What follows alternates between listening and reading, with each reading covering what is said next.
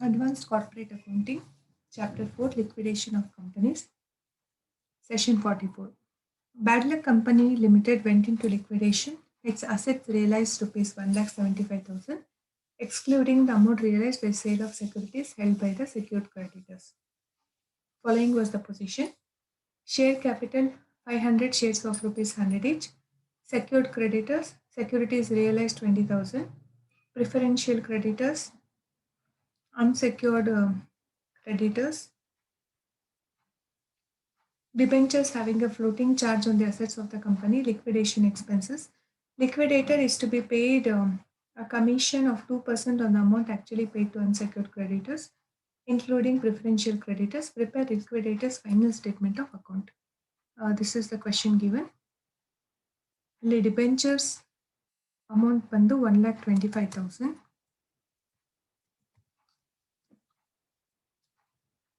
Next, preferential creditors is 3,000.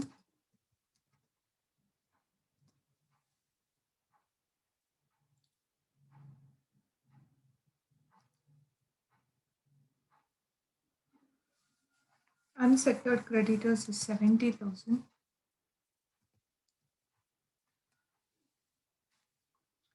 Liquidation expenses 6,250.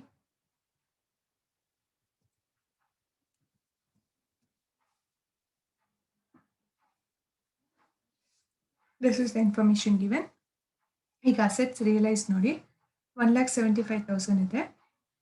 ಮತ್ತೆ secured creditors securities realised ಏನಿದೆ, securities realised 20,000 ಇದೆ. ಆದರೆ ಸೆಕ್ಯೂರ್ಡ್ ಕ್ರೆಡಿಟರ್ಸ್ ಬಂದು 17,500.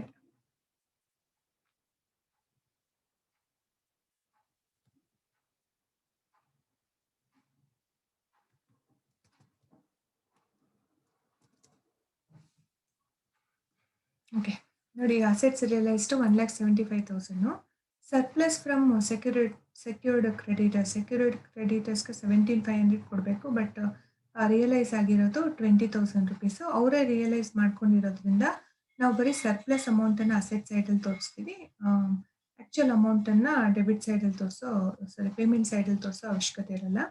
Assets realized 1,75,000. Surplus from secured creditors 20,000 realise ಆಗಿದೆ. 17,500 ಅವ್ರು ತಗೊಂಡಿದ್ದಾರೆ. ರಿಮೈನಿಂಗ್ 2,500 ರುಪೀಸ್ ಆ ಸರ್ಪ್ಲಸ್ ಅನ್ನ ನಾವು ರಿಸಿಟ್ ಸೈಡಲ್ಲಿ ಹಾಕೊಂಡಿದ್ದೀವಿ. Next liquidation expenses. Liquidation expense ಬಂದು 6,250 ರುಪೀಸು ಕ್ವಶನಲ್ಲಿ ಕೊಟ್ಟಿದ್ದಾರೆ. Next liquidators remuneration 2% on amount paid to unsecured creditors including the preferential creditors. ಅದನ್ನು ನಾವು ಕ್ಯಾಲ್ಕುಲೇಟ್ ಮಾಡಬೇಕು. Calculation of liquidators remuneration total receipt ಬಂದು 1,77,500. ಟೋಟಲ್ ಪೇಮೆಂಟ್ಸು 6,250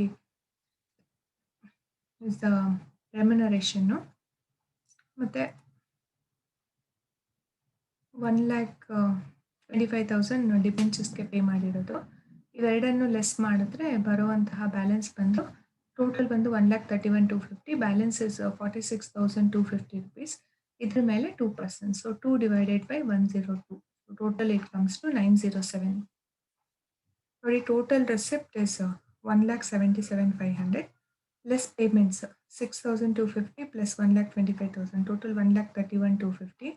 1,77,500 ಮೈನಸ್ 1,31,250 ಟೋಟಲ್ ಬಂದು 46,250 ಆಗುತ್ತೆ.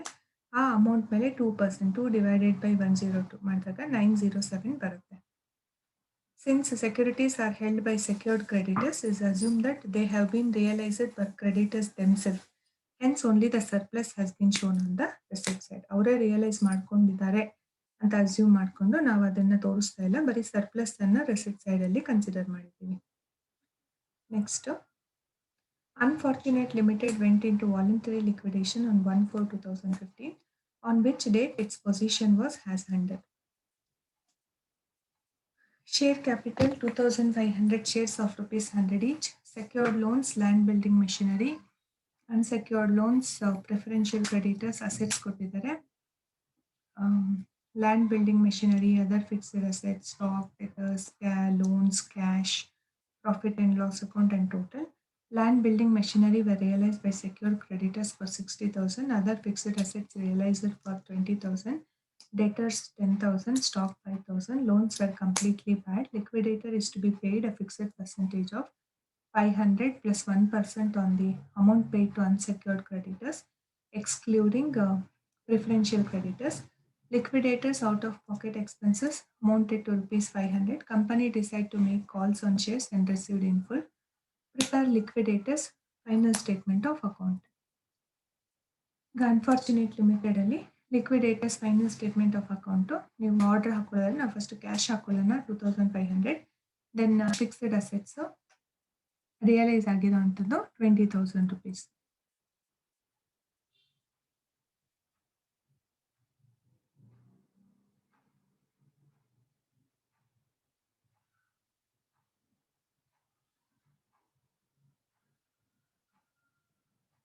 Then debtors 10,000, stock 5,000.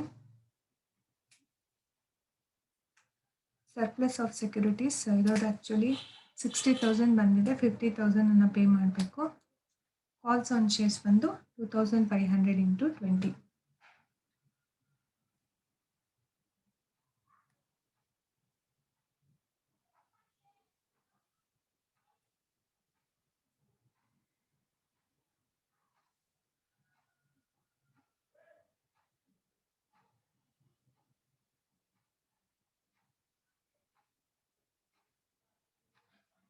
Land building machinery, other fixed assets.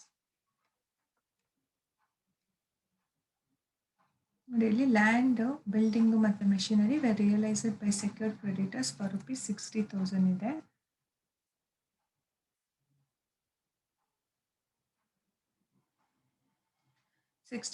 ಇದೆ.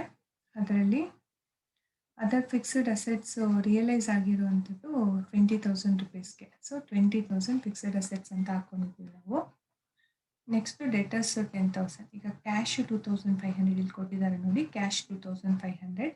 Fixed assets ಇದು land building machinery 60,000ಗೆ realise ಆದರೂ ಕೂಡ ಅದನ್ನು ನಾವು ಸೆಕ್ಯೂರ್ಡ್ ಕ್ರೆಡಿಟರ್ಸ್ಗೆ ಕೊಟ್ಟಿದ್ದೀವಿ. ಸೊ ಅದನ್ನು ನಾವು ಅಲ್ಲಿ ಕನ್ಸಿಡರ್ ಮಾಡಬೇಕು. ಸೊ ಅದರ್ ಫಿಕ್ಸ್ಡ್ ಅಸೆಟ್ಸ್ ಏನಿದೆ ಅದು 20,000.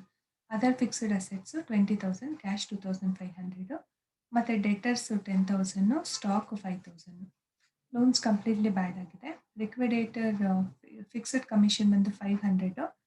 ನೆಕ್ಸ್ಟು ರೆಮ್ಯುನರೇಷನನ್ನು ಕ್ಯಾಲ್ಕುಲೇಟ್ ಮಾಡೋಣ. ಮತ್ತು ಈ ಸರ್ಪ್ಲಸ್ ಆಫ್ ಸೆಕ್ಯೂರಿಟೀಸ್ ನೋಡಿ, ಇಲ್ಲಿ ಲ್ಯಾಂಡ್ ಬಿಲ್ಡಿಂಗ್ ಮೆಷಿನರಿ ರಿಯಲೈಸ್ಡ್ ಎಷ್ಟು 60,000 rupees ಅಲ್ವಾ. ಇದನ್ನು ಯಾರಿಗೆ ನಾವು ಪ್ಲೆಜ್ ಮಾಡಿದ್ದೀವಿ? ಸೆಕ್ಯೂರ್ಡ್ ಲೋನ್ಸ್ಗೆ, ಲ್ಯಾಂಡ್ ಬಿಲ್ಡಿಂಗ್ ಮೆಷಿನರಿ. ಅವ್ರಿಗೆ ನಾವು ಎಷ್ಟು ಪೇ ಮಾಡಬೇಕು? 50,000 ಪೇ ಮಾಡಬೇಕು. ಆ್ಯಕ್ಚುಲಿ ಎಷ್ಟು ರಿಯಲೈಸ್ ಆಗ್ತಾ ಇದೆ? 60,000 ರಿಯಲೈಸ್ ಆಗ್ತಾ ಇದೆ. ಸೊ 60,000 ಮೈನಸ್ 50,000 ಅದು surplus of securities 10,000 rupees. Next commission ಇದೆ, ಅದನ್ನು ಕ್ಯಾಲ್ಕುಲೇಟ್ ಮಾಡೋಣ. Company decide to make calls on shares and received in full ಅಂತ ಇದೆ. ಸೊ ಎಷ್ಟು ಕಾಲ್ಸ್ ಮಾಡಬೇಕು ಅಂತಂದರೆ, share capital 2,500 shares of rupees 100 each. Company decide to makes calls on shares and received in full ಅಂತ ಇದೆ. That means ಇಲ್ಲಿ ₹80 is the paid up. ಇಲ್ಲೊಂದು information miss ಆಗಿದೆ. ₹80 ಪೇಡ್ ಅಪ್.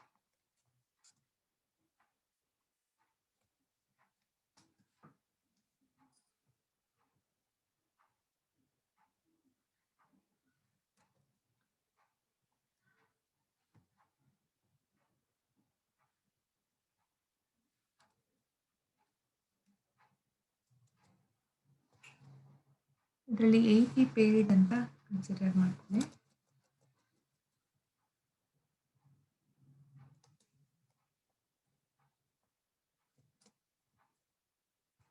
ಈಗ ₹80 ಪೇಡ್ ಅಪ್ ಅಂತ ಇದ್ದರೆ ನಿಮಗೆ 2,500 ಇಂಟು 80 2 lakhs ಆಗುತ್ತೆ. ಇಲ್ಲಾಂದರೆ 2,500 ಇಂಟು 100 ಇದ್ದರೆ ಇದು 2,50,000 ಆಗಿರೋದು. ಸೊ ರಿಮೈನಿಂಗ್ ಎಷ್ಟು 20 ಎಷ್ಟು ಶೇರ್ಸ್ ಇದೆ? 2,500 ಶೇರ್ಸ್ ಇದೆ. ಸೊ ಎಷ್ಟಕ್ಕೆ ಕಾಲ್ ಮಾಡ್ತಾ ಇದ್ದಾರೆ? ರಿಮೈನಿಂಗ್ 20 rupeesಗೆ. ಸೊ ಶೇರ್ ಕಾಲ್ಸ್ ಅಂದರೆ 2,500 into 20 50,000. So total realised is 97,500. ಈಗ ಫಿಕ್ಸ್ಡ್ ಲಿಕ್ವಿಡೇಷನ್ ರೆಮ್ಯುನರೇಷನ್ ಬಂದು 500. ಫ್ಲಕ್ಚುಯೇಟಿಂಗ್ ಬಂದು ರೆಸಿಪ್ಟ್ ಬಂದು 97,500 ಪೇಮೆಂಟ್ಸ್ 500 ಫಿಕ್ಸ್ಡು ಮತ್ತು 5,000 ಪ್ರಿಫರೆನ್ಷಿಯಲ್ ಕ್ರೆಡಿಟರ್ಸ್ಗೆ. ಇನ್ನೊಂದು ಇದು ಲಿಕ್ವಿಡೇಷನ್ ಎಕ್ಸ್ಪೆನ್ಸಸ್ 500, ರೆಮ್ಯುನರೇಷನ್ ಫಿಕ್ಸ್ಡ್ 500 ಮತ್ತು ಪ್ರಿಫರೆನ್ಷಿಯಲ್ ಕ್ರೆಡಿಟರ್ಸ್ 5,000. ಈ 97,500 ಇಂದ 6,000 ಲೆಸ್ ಮಾಡಿದ್ರೆ ಬರೋಂಥದ್ದು 91,500. ಆ 91,500 ಮೇಲೆ 1% ಕ್ಯಾಲ್ಕುಲೇಟ್ ಮಾಡಬೇಕು. So it will become 906. So difference ಅಮೌಂಟನ್ನು ಅನ್ಸೆಕ್ಯೂರ್ಡ್ ಕ್ರೆಡಿಟರ್ಸ್ ಅಂತ ಕನ್ಸಿಡರ್ ಮಾಡಬೇಕು. Secured assets are realized by secured creditors. Therefore, the surplus of 10,000 is shown on the receipt side.